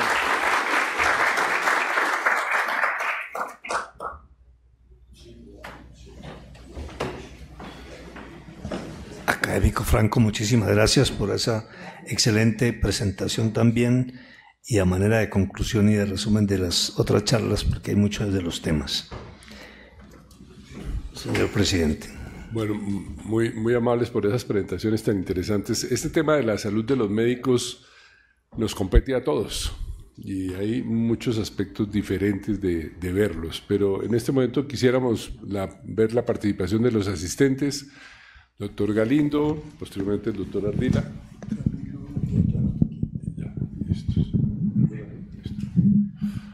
Muchas gracias, doctor Landazábal. Primero que todo, felicitarlos al doctor Muñoz, al doctor Escobar, al doctor Franco por esta excelente presentación, que yo pienso que esto que ustedes dijeron hoy, tan importante para los médicos, yo pienso que sería una función, doctor Landazábal, de que la Academia Nacional de Medicina difundiera estas cosas dentro de todo el cuerpo médico colombiano, porque a todos nos afecta, como lo dijeron. Y yo voy un poquito más allá. Acuérdense que los problemas empiezan desde la base, desde la formación del profesional.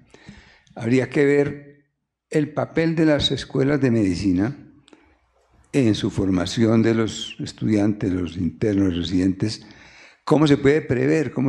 El doctor Fernando Sánchez Torres decía que los médicos somos personas muy inteligentes, y es cierto, la mayoría de nosotros fuimos sometidos a un proceso de selección en que se supone que fuimos los mejores de las profesiones de estudiantes.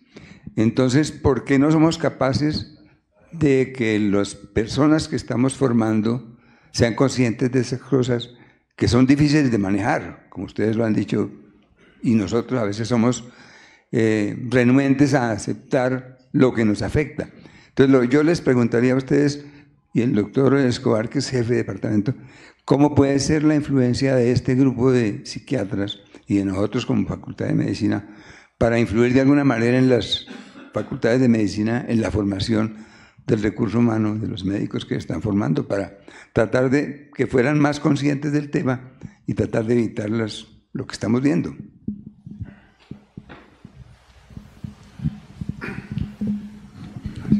Bueno, doctor Galindo, muchas gracias por la pregunta. Igualmente aprovechar la oportunidad para felicitarlo a usted y a los demás anestesiólogos de Colombia en su día. Yo creo que en la Facultad de Medicina, por lo menos de la Universidad Nacional, desde hace algún tiempo para acá se ha creado una cátedra de humanización que se lleva a cabo con los estudiantes de medicina y en la cual yo participo, por ejemplo, donde les hablamos de qué es el buen dormir, e igualmente profesores de otras áreas también contribuyen en esta cátedra que ha sido impulsada por el decano, el doctor Fernando Galván, y frecuentemente cada semana se hacen clases para el conglomerado de estudiantes, donde se les enseñan cosas para mejorar su calidad de vida y poderse desempeñar de buena manera en la adquisición de los conocimientos durante el pregrado. También creo que es muy importante que las facultades de medicina tengan oficinas de bienestar, bienestar docente, bienestar para los estudiantes, y que tengan también una ruta de salud mental. Como vimos, la salud mental de los médicos es bastante alterada, por decirlo de alguna manera. Las prevalencias son muy altas de ansiedad, depresión, consumo de sustancias psicoactivas, alteraciones de sueño, y qué no decir también de alteraciones físicas, ¿no? Entonces es muy importante que haya una ruta de salud mental en las escuelas de medicina, donde cualquier estudiante en cualquier momento pueda tener la oportunidad de una primera escucha Nosotros en la Facultad de Medicina tenemos varias psicólogas que se encargan de eso y por lo menos escuchan a los médicos, a los estudiantes de pregrado, posgrado en su primera escucha, y de ahí son remitidos si es necesario a tratamiento por psiquiatría o por psicología. Y yo creo que eso es como algo muy importante de llevar a cabo, y todo lo que tenga que ver con humanización de la carrera es bienvenido. Okay. Muchas gracias, doctor Franklin Estuardo. Doctor Ardila, por favor. Bueno, yo tengo dos comentarios muy cerca de lo que dijo el doctor Galindo. Uno, en la Facultad de Medicina, cuando los estudiantes rotan por urgencias, hacen una cantidad de problemas. Hay muchos muchachos que hacen depresión y angustia.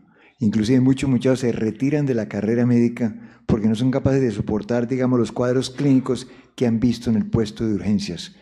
Pues que yo no sé qué sería interesante para evitar estas cosas. No sé, que los candidatos a entrar a estudiar medicina se les hiciera una evaluación psicológica antes de entrar a la Facultad de Medicina para ver si tienen cierta personalidad, por utilizar ese término entre comillas, que puedan hacer en el futuro este tipo de patología, este tipo de angustia y depresión, porque no es raro. No es raro. Yo pues en San Juan de Dios lo vi varias veces, estudiantes de medicina interna, cuando rotaban por urgencias, hacían estos cuadros de depresión y de angustia. Pues que eso sería interesante. Otro comentario que yo tengo, que fue una experiencia que yo conocí en el Instituto Nacional de Cancerología. Instituto de Cancerología, por supuesto, los pacientes que manejan son pacientes muy graves y la mortalidad, por supuesto, es alta. Entonces allá había un psiquiatra que les hacía psicoterapia a los médicos, como psicoterapia de apoyo para los médicos que tienen muchos pacientes que fallecían. De manera pues que todos sabemos que cuando se muere un paciente, uno entra en conflicto y en complejo de culpa. ¿Será que yo hice lo que debía hacer? ¿Será que hice lo que no debía hacer? Etcétera, etcétera. Todos lo hemos sentido, y cuando uno está recién egresado a la facultad, más todavía porque tiene como menos experiencia. Entonces en cancerología había eso, debido a la patología que ellos vivían todos los días. Un psiquiatra que les hacía de tiempo en tiempo, les hacía psicoterapia de apoyo a los médicos. Me parece que eso sería interesante para evitar, digamos, posteriormente los traumas y los trastornos que pueden tener los médicos, como estábamos hablando, como nos dijeron los conferencistas, que muchos terminan en suicidio, en drogadicción, en muchas cosas, etcétera, etcétera. Eso es lo que yo quería comentar. Mil gracias. Muy amable, doctor Ardila. Es bien importante eso, y lo hemos vivido recientemente. La medicina en general es exigente, y hay especialidades que son todavía más exigentes. Asumir una complicación de un paciente exige mucho, enfrentar a una familia exige mucho. Y yo creo que ahí se ha fallado un poco en que no haya ese estudio psicológico antes de ingresar a ese tipo, sobre todo de algunas especialidades. Creo que eso es bien importante y trascendente. Doctor Carrillo, por favor. Gracias. Muchas gracias a Franklin, a Álvaro y a Rodrigo por esta excelente conferencia que disfruté mucho. Yo creo que el concepto de la salud, como me lo mencionaron reciente de la OMS, incluye el bienestar físico, el bienestar emocional, el bienestar social y desde hace algunos años también el bienestar espiritual. En la Fundación Santa Fe, trabajando en la excelencia de la calidad de los pacientes, estamos tratando de implementar una escala que mida la espiritualidad en los pacientes. Esto no es nada nuevo, ya está comprobado el mejor resultado en los manejos médicos en pacientes quienes se les exalta la espiritualidad para el manejo de sus patologías. La pregunta para ustedes es si esto no valdría la pena, como tal vez lo mencionó Franklin en una de sus partes, que hubiese un programa en los hospitales para también un programa que exaltara la espiritualidad y la salud de los médicos como un programa formal.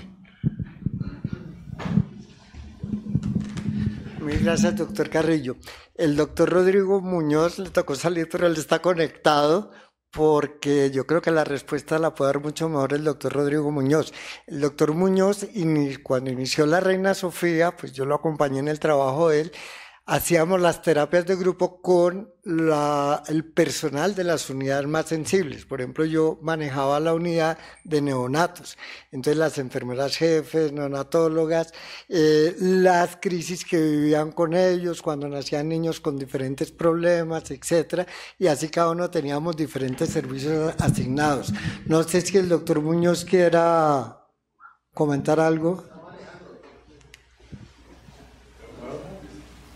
Está sin voz, doctor Muñoz.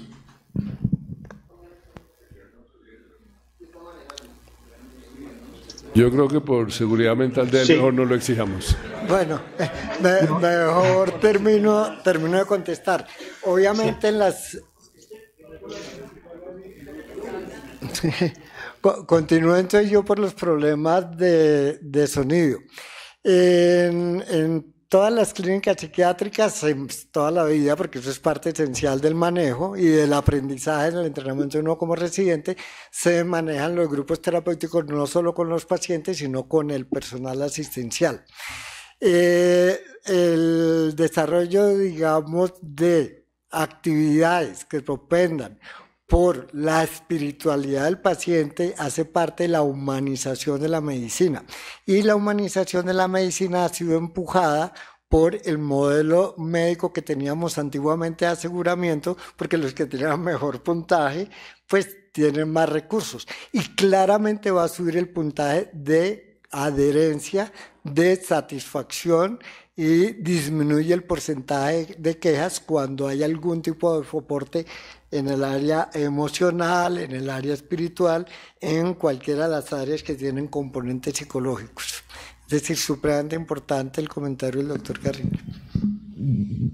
Muy amable, doctor Franco. Tenemos 6 turnos, tenemos 7 turnos, no vamos a dar más turnos, ya están todos incluidos, incluso uno virtual. Entonces sigue el doctor Fandiño, luego va a seguir aquí la doctora y pasamos a este lado. Muchas gracias, doctora Nazábal. Mil gracias a los conferencistas.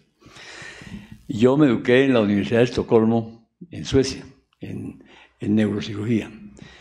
Y quiero echarles un cuento. A mí me extrañó como colombiano que cuando llegué allá encontraba que en las oficinas de los neurocirujanos había una luz, verde o roja. ¿Y eso para qué? Siempre estaba en rojo, nadie podía golpear. Pues después descubrí que todos los neurocirujanos, después de la cirugía, era obligatorio que se tomaran 2 horas de descanso y de sueño, después de la cirugía. Y yo no encontraba esa tensión tan tremenda que a veces se encuentra en los hospitales nuestros, una tensión entre los médicos enorme. Como usted mismo lo decía, el problema de la falta de tolerancia entre los mismos médicos, ¿no? Y otro aspecto interesante es que yo nunca hice turno de residente y no había eso. Eso de que el turno, toda la noche despierto uno y lo golpean y todo lo imaginable de lo que hay en la puerta, ¿no? Eso no existe allá. Allá encuentra uno un médico especialista, casi siempre con un residente, pero están en la casa durmiendo. Y los llaman y rápidamente vienen. Pero eso de que se quede en el hospital es un medio completamente hostil a su medio familiar y a su medio donde normalmente él vive, eso no existe allá. Y yo creo que gran parte de la tranquilidad que tienen los suecos es debido a eso, los médicos, porque ellos descansan mucho y las vacaciones son absolutamente sagradas. Nadie los molesta. Quería contarles eso porque a mí me provoca dormir después de cada cirugía, pero aquí no lo dejan a uno. Muy amable, doctor Fandiño. Doctora, por favor, su nombre. Gracias, y su Mercedes participación. Olaya, de la Universidad Javeriana. Muchas gracias a los conferencistas. Muy interesante el tema.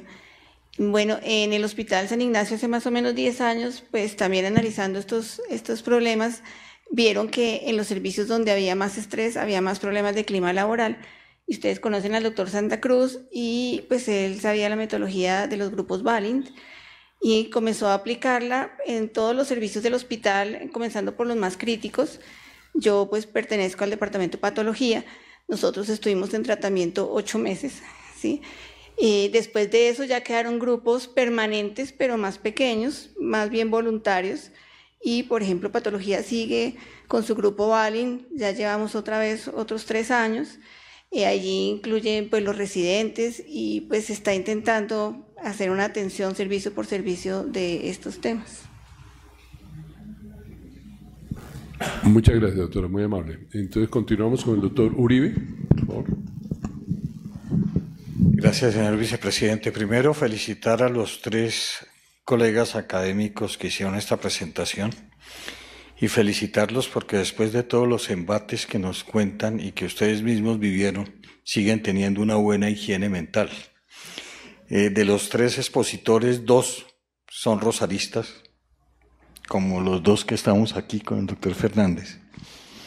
Y recordábamos la época del Hospital de San José, donde la situación era más compleja en salud mental, porque desde el primer semestre de medicina nos metían en el Hospital de San José en el ambiente hostil de la Plaza España y nunca conocíamos un ambiente universitario, nunca existió un campus universitario. Todo el microcosmos era el Hospital de San José, ni siquiera salir a la tienda de la esquina porque no se podía. Y esa situación, aunque ha venido cambiando en muchas facultades, sigue existiendo esa diferenciación entre el estudiante de medicina y otro estudiante. Yo recuerdo, como tuve la oportunidad de ser 25 años profesor en la Facultad de Derecho de la Universidad Javeriana también, alguna vez tuve una discusión de que tenía mayor valor humanístico en mis estudiantes de Derecho que en mis estudiantes de Medicina, porque compartían un campus y en sus primeros semestres veían humanismo, veían historia, veían sociología, veían una cantidad de cosas que el estudiante de Medicina no veía. Y sin embargo, en esa época era muy exigente el pre y el posgrado con la evaluación psiquiátrica previa a la admisión. Hoy en día eso se perdió, hoy en día hay menos aspirantes y hay que llenar ese el cupo, sean esquizofrénicos o no sean esquizofrénicos, sean adictos o no sean adictos.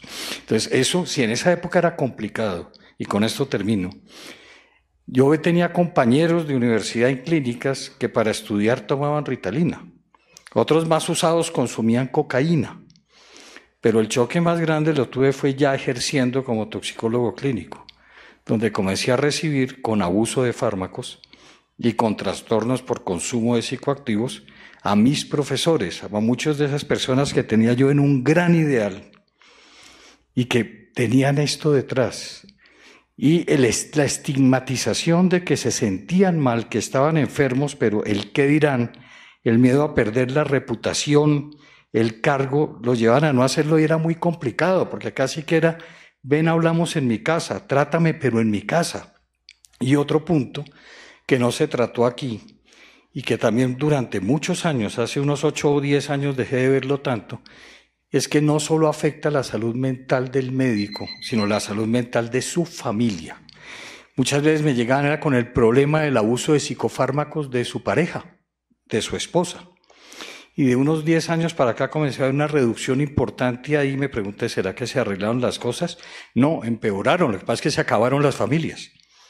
Se acabaron las relaciones de pareja, entonces el tema es mucho más complicado, hay mucho por hacer, yo estoy de acuerdo, esto hay que divulgarlo y buscar la forma a través de la Comisión de Educación para que se divulgue y por lo menos esto que se presentó hoy se presente en las facultades de medicina, a los estudiantes de pre y posgrado y a los docentes, porque el otro problema es el de los psicoactivos. Alguna vez que comencé yo a hablar, creo que fue el primero en Colombia que hablé de montemos políticas de prevención de consumo de alcohol y otras sustancias en universidades. Y en ese momento yo era profesor en la Nacional, en la Javeriana, en el Rosario, y en las 3 me dijeron perfecto, y cuando les dije que incluía profesores me dijeron que no, porque había muchos buenísimos que sí eran consumidores o alcohólicos. Entonces, mientras no aterricemos la realidad va a ser muy difícil. Muchas gracias.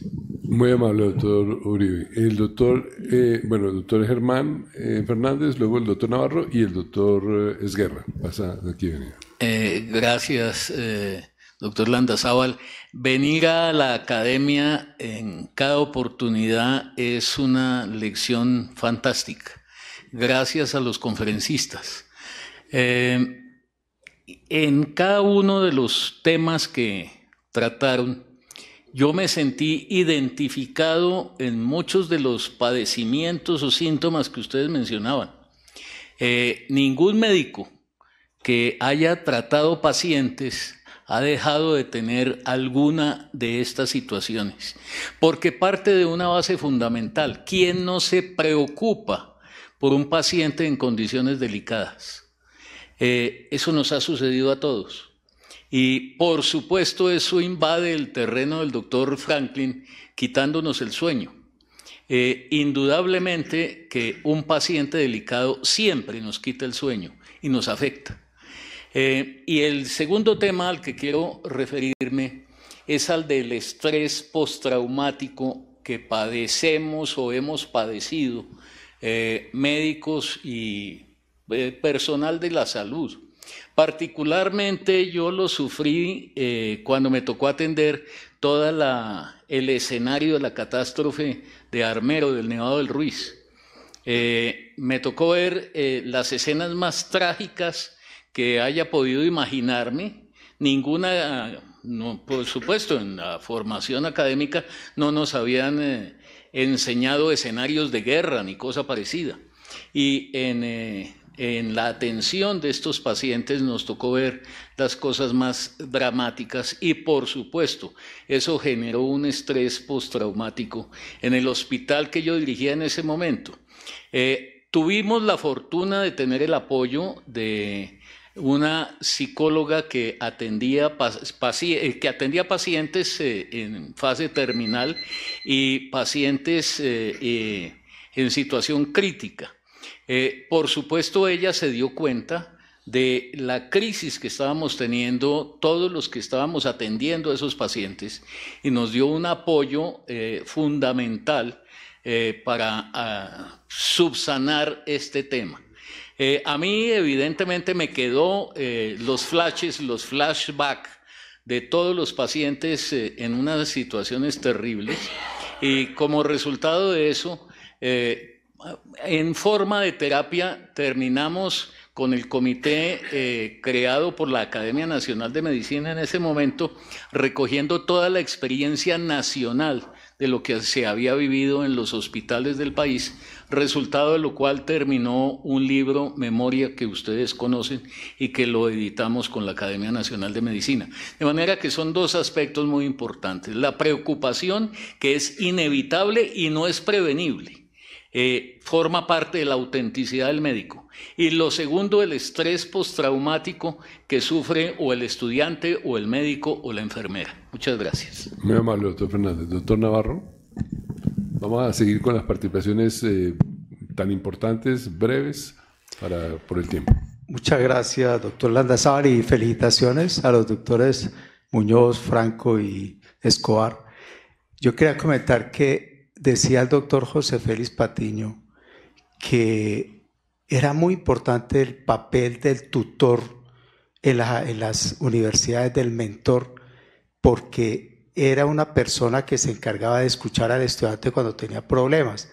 El estudiante tiene una carga académica tremenda, fuera de eso está en un ambiente en que se le pregunta continuamente. Hay muchos profesores que estresan, muchos profesores que los tratan mal a los estudiantes, hay poco bienestar, hay muchos que el estudiante ocupan el sábado, hay algunos el domingo del estudiante.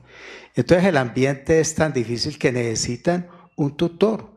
En medicina, por ejemplo, cuando alguna vez pregunté en el consejo de facultad a los profesores que estaban allí, ¿quiénes conocen a sus tutoriados? No los conocían, solamente los profesores de terapia ocupacional, de nutrición y de fonoaudiología conocían muy bien a sus estudiantes tutoriados, pero los médicos no.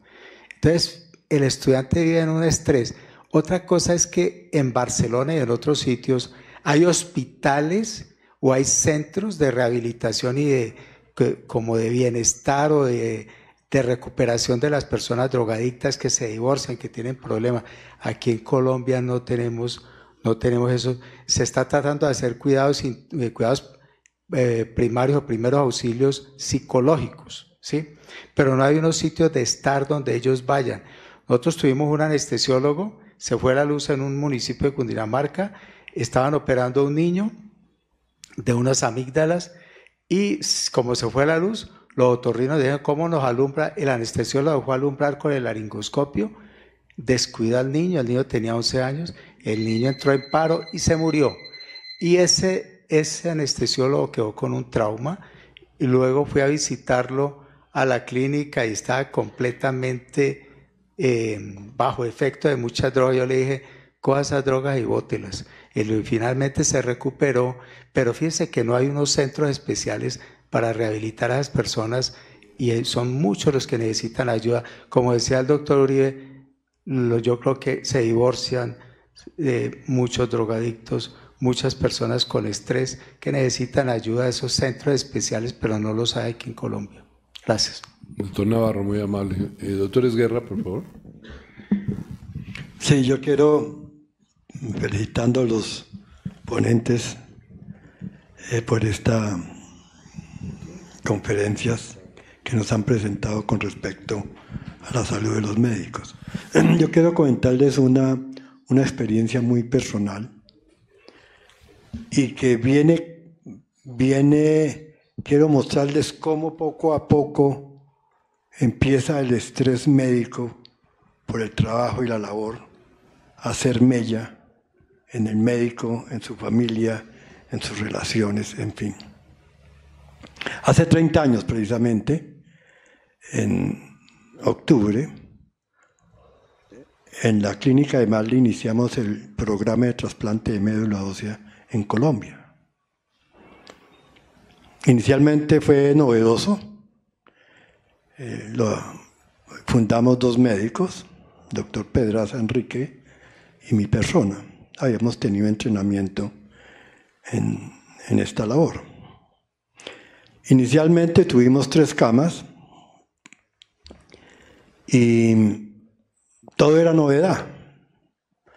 Me acuerdo mucho la filosofía y también parte del existencialismo que menciona el doctor Franco.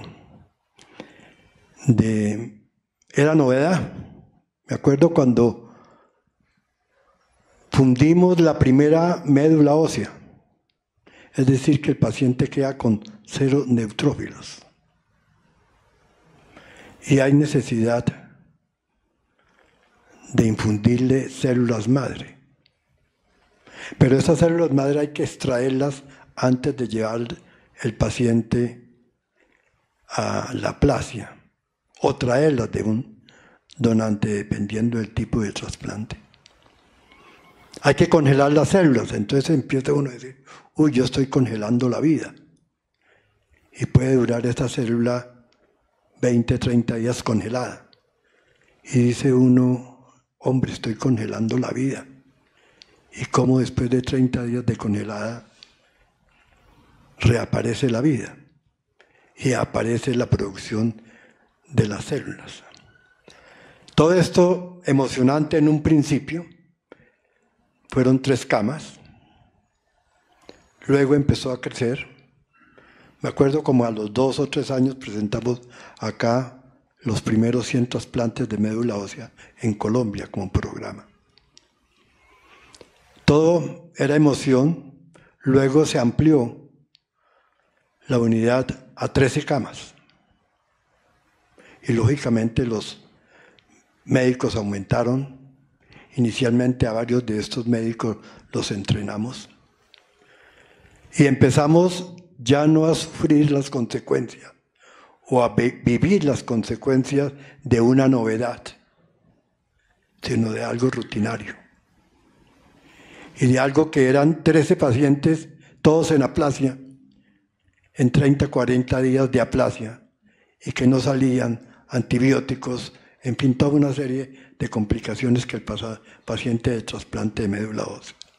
Entonces ya esa presión empieza a ser fruto, empieza a presionarnos individualmente y grupalmente. Y como, hombre, era día y noche pensando en el paciente de la aplasia, mañana llevo 15 días, mañana va 20 días, uy, se pasó el 30, antibióticos se agotaron, bueno, en fin, toda una serie de presiones. Y en todos. Y ya no había lugar a ocultarlo o a simularlo, porque era presión permanente. Desde la misma disciplina que nos habíamos impuesto, que todos los días a las 7 de la mañana en punto teníamos que iniciar la revista de 2, 3, 4 horas. Finalmente, como decía la doctora patóloga de la Universidad Javeriana, era tanta la presión nuestra en mi grupo y a nivel familiar que fue necesario hablar con el doctor Santa Cruz. y duramos en el Grupo Balín 2 años. Eran los martes sagrados con el doctor Santa Cruz.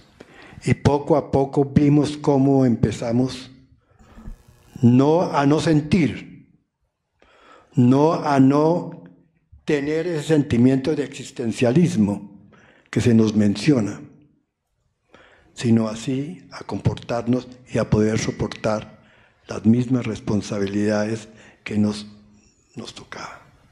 Hoy ya después de 30 años se han hecho más de 3.000 trasplantes y lógicamente ya también se aprendió a cómo tolerar la presión, a cómo tener ciertos periodos de descanso, a cómo obligatoriamente tener que ir a un congreso, a una distracción, a unas vacaciones libres de cualquier tipo de presión. Entonces quería comentarles esa experiencia que para nosotros fue supremamente feliz en un principio, novedad, buenos resultados, pero de gran presión y gran preocupación y deterioro de nuestra existencia por este hecho. Muy amable, doctor Guerra, muy gentil. Tenemos la participación virtual del doctor Robin Prieto. Doctor Landazábal, muy buenas noches, gracias por la palabra, muy buenas noches para todos. Cuando uno participa en una conferencia como esta donde se trata un tema tan importante, pues es lógico que quede con muchas preguntas, más cuando la presentación de los doctores Muñoz, Escobar y Franco ha sido tan buena. Antes de mis preguntas, quiero comentarle brevemente que el año pasado en el Congreso Colombiano de Cirugía hicimos una encuesta para sacar un trabajo donde evaluamos el perfilamiento médico y salud mental de los pacientes. Fueron 546 personas entre médicos generales, residentes y especialistas, y les comparto estos datos. Más del 50% de los encuestados reportó trastornos de sueño, fatiga laboral y agotamiento. Cerca del 10% de los entrevistados, y de manera repetitiva en las 3 categorías, mencionaron haber sido víctimas de acoso sexual. Los pensamientos suicidas entre los residentes fueron del 15% y en los médicos generales y especialistas del 10%. Creo que son unos datos muy importantes. Un comentario y 2 preguntas. Si mal no estoy, no se tocó el tema del acoso sexual, que creo que es algo que hay que mencionar también en estas presentaciones, porque sin duda es algo que afecta el bienestar físico y por supuesto la salud mental de todo el personal de salud. Y las 2 preguntas. A mí, a lo largo de estas últimas 3 décadas, mientras he ejercido, me ha afectado mucho ver cómo día tras día se sigue deteriorando la relación médico-paciente, que pues de hecho por ley ya no se puede mencionar médico-paciente. Y hemos llegado, como lo decía el doctor Muñoz, a las agresiones verbales, pero más allá de las físicas o al asesinato de médicos como ocurrió el año pasado con un urólogo en Medellín. ¿Qué debemos hacer más que desde la parte de nosotros como médicos, desde la parte institucional, o qué se está haciendo para mejorar esa relación médico-paciente? Y la segunda pregunta, por supuesto que no es bueno estigmatizar, pero todos hemos oído de la generación Z, de la generación de cristal, y ya lo mencionaban también dentro de los comentarios. Hoy día, nosotros nos criamos en una época donde nosotros soportábamos todo. Y no se trata de que se soporte todo, pero hoy día los estudiantes o los residentes de pronto no toleran tanto como toleraba uno. Y el docente tiene que tener mucho cuidado para no traspasar una línea muy delgada en la cual incluso se cambie la situación y sea uno denunciado o no se refiere a que el docente está maltratando al estudiante. ¿Cómo hacemos para que no se siga deteriorando esa relación docente-estudiante? Muchas gracias. Muy amable, doctor Prieto. ¿Algún comentario de nuestros presentadores? Mil gracias, doctor Prieto, por el comentario. Es muy importante hablar de lo que se conoce como violencia normalizada.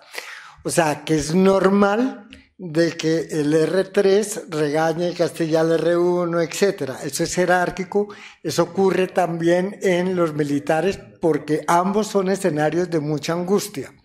Entonces es una forma inapropiada de expresar las angustias. Violencia normalizada. En estos días tuve una paciente que es residente de cirugía. Se le arrimó el cirujano en una cirugía a las 2 de la mañana y pues se le arrimó, digamos, sexualmente. Ya estaba acá, segundo ayudante, y el cirujano se arrimó al lado, ¿no? Entonces ella mismo pues no podía hacer nada porque tenía el intestino ahí mirando si estaba saliendo aire o no después de un paciente apuñalado. No pudo decir nada, lo miró súper mal, y cuando salió le dijo a la compañera R4, mire lo que me acaba de hacer este doctor, que no sé qué, que no sé cuántas. ¿Y usted cómo lo va a probar? No se complique la vida, siga común y corriente. Usted más bien debería ser era internista y no cirujana, porque los internistas son los que se enredan la vida. Esto es violencia normalizada, eso no se puede aceptar. Lo que pasa es que si pone el denuncio, en la práctica, así lo que le decía la R4, ¿quién va a comprobar la palabra uno con el otro? Porque no es un abuso sexual de penetración, violación, etcétera, sino de se llama toques deshonestos, pero acá es se arrimó deshonestamente a ella. Entonces, esto toca es hablar y expresar todos los casos de violencia normalizada. Otra es la violencia estructural, es decir, los horarios rígidos, las dificultades que pone el mismo gobierno, la acreditación del consultorio. Eso es un dolor de cabeza terrible porque molestan es por bobadas y ellos mismos no la tienen en la Secretaría de Salud en sus dispensarios. Todo eso es violencia estructural. Y por último, la violencia abierta, que es la que hacía al final énfasis el doctor Prieto, pues, todo lo vivimos en el COVID. Los grafitis. Si muere alguien de este conjunto, usted, doctora, es la responsable y sus hijos sufrirán las consecuencias. Eso es violencia directa.